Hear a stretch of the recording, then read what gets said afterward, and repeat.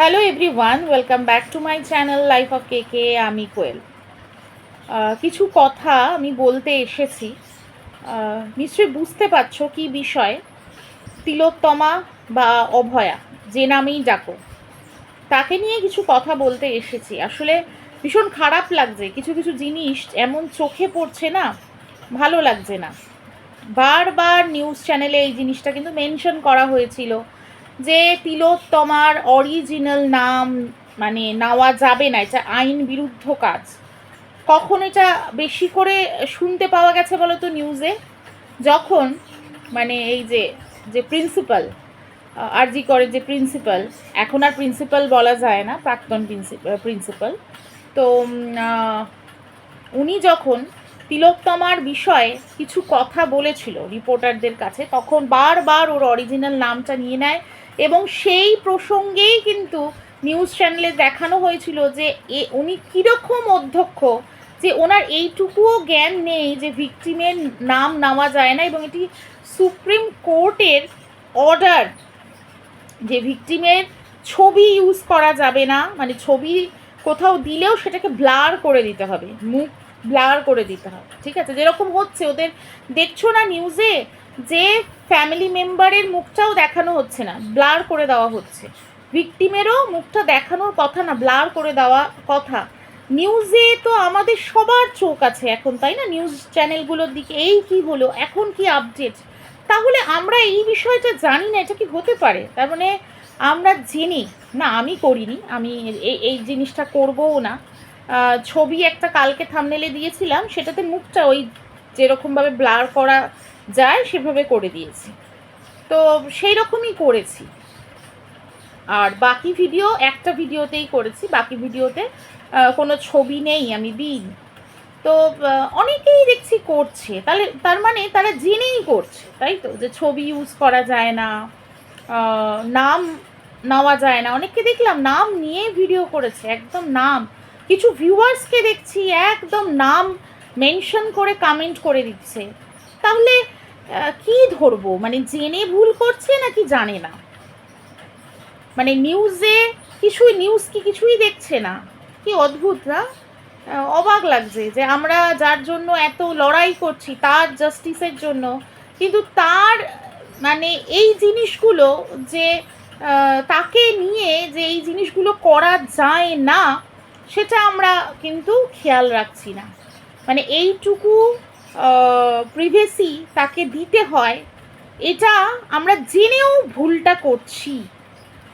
কি অদ্ভুত!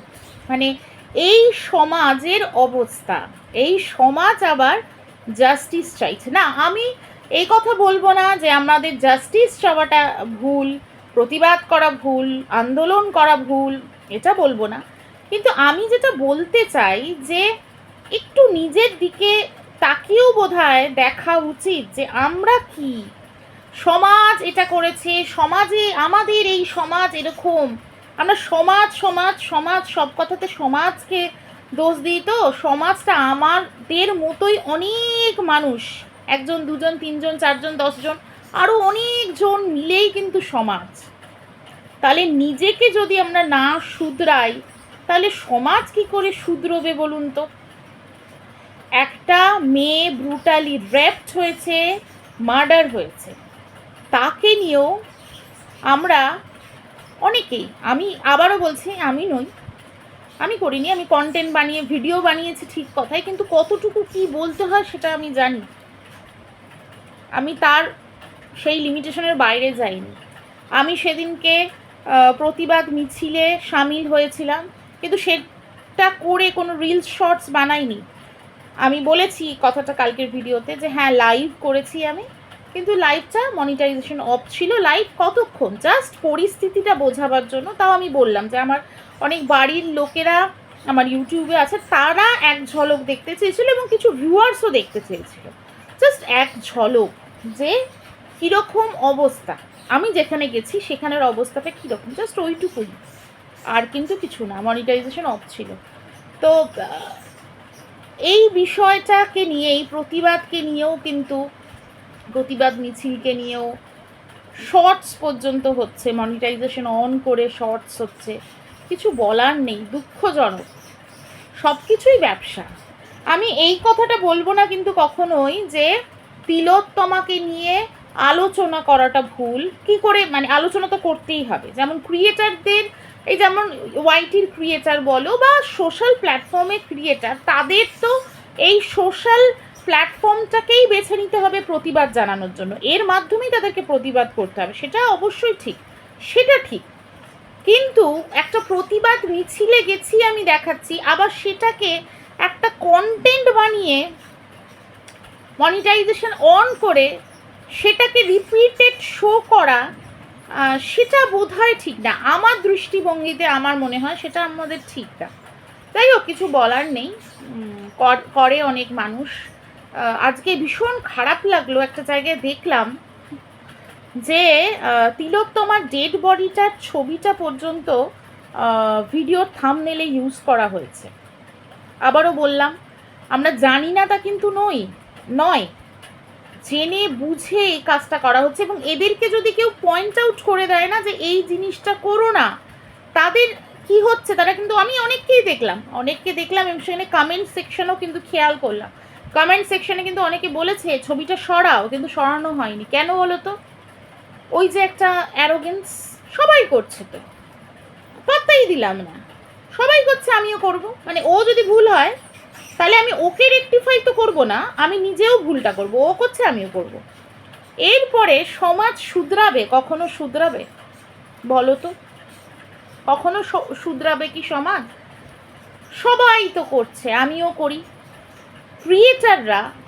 ক্রিয়েটারদের কাজ হচ্ছে, যদি কেউ ভুলও হয় না, সেটা শুধু কন্ট্রোভার্সি ফিল্ডে না, আমি বাকিদের কথাও বলছি, যদি কেউ ভুলও হয় তাহলে সেটাকে ঠিক করে দেওয়া। মানে সোশ্যাল ইনফ্লুয়েন্সার তো, আমরা তো ইনফ্লুয়েন্স করবো, বরঞ্চ আমাদের ভিডিও এমন হবে যেটা মানুষকে অনেক কিছু শেখাবে। মানুষ যদি কিছু ভুলও করে, সেটা আমাদের ভিডিও দেখে অনেক সময় অনেকে রেকটিফাই করে নেবে, তবেই তো সোশ্যাল ইনফ্লুয়েন্সার। কিন্তু দেখা যাচ্ছে অনেক সোশ্যাল ইনফ্লুয়েন্সারই ভুল। এই যে কালকে একটা ভয়েস রেকর্ডিং ভাইরাল হয়ে গেছে, সেটা নিউজ চ্যানেলে দেখানো হয়েছে। আমিও কমিউনিটি পোস্ট দিয়েছিলাম, যে নিউজ চ্যানেলে আমি ফার্স্ট দেখেছি সেই নিউজ চ্যানেলেরই ওই নিউজটা আমি কমিউনিটিতে শেয়ার করেছি এবং বলেছিলাম যে এইসব কি শোনা যাচ্ছে, ঠিক আছে। কিন্তু বিষয় হচ্ছে, তাদের কাছে কোনো না কোনো সোর্স থেকে এই খবরটা এসছে, মানে ভয়েস রেকর্ডিংটা এসছে, ওনারা কিন্তু জানেন কোন সোর্স, ঠিক আছে। প্লাস ওনারা যে এগুলো দেখাচ্ছেন, সেইটা কিন্তু শোনাচ্ছেন বা দেখাচ্ছেন, ওনাদের কিন্তু একটা লাইসেন্স আছে, কিন্তু আমাদের অনেক ক্রিয়েটারের কিন্তু সেটা নেই। এই যে কন্ট্রোভার্সি ফিল্ডেই দেখি না, যে আমরা কন্ট্রোভার্সি ফিল্ডে যেটা হয়, ইউটিউবার, বড় বড় ইউটিউবারকে নিয়ে তো সমালোচনা করা হয়, সেখানেও কিন্তু ওইটা হয় যে আমার এখতিয়ারের বাইরে গিয়ে, মানে যারা করে এই জিনিসটা, তাদের কথা বলছি, আমার নয়, তাদের কথা বলছি, যে তারা তাদের এখতিয়ারের বাইরে গিয়ে, মানে সিআইডি অফিসার ভাবে নিজেদেরকে, রিপোর্টার ভাবে, কখনো গোয়েন্দা ভাবে, এখতিয়ারের বাইরে গিয়ে কাজ করে। ঠিক এক্ষেত্রেও আমি তাই দেখলাম, একটা জিনিস শুনে, কোনো একটা নিউজ চ্যানেলে শুনে সেটা বলা যে আমি এই নিউজ চ্যানেলে এই খবরটা শুনলাম, এটা যদি সত্যি হয় তাহলে কিন্তু মারাত্মক, সেই ব্যাপারটা কিন্তু আলাদা। এই যেমন কালকে দেখলাম ছোট্ট ছেলে একটা ভিডিও বানিয়েছে, খুব সুন্দর বানিয়েছে ভিডিওটা, মানে অসাধারণ। রোস্ট ভিডিও বানায়ও, একটু মাঝে মাঝে একটু হাসির ছোঁয়াও দিয়েছে, কিন্তু পরে আবার এত সিরিয়াস, মানে চোখে জল এসে গেছে ওর ভিডিওটা দেখে আমার। তো সেখানে ও কিছু নিউজ চ্যানেলে যে নিউজ দেখানো হয়েছে, সেখানে কিছু পার্ট তুলে এনে সেটা দেখিয়েছে, সেটা অন্য জিনিস।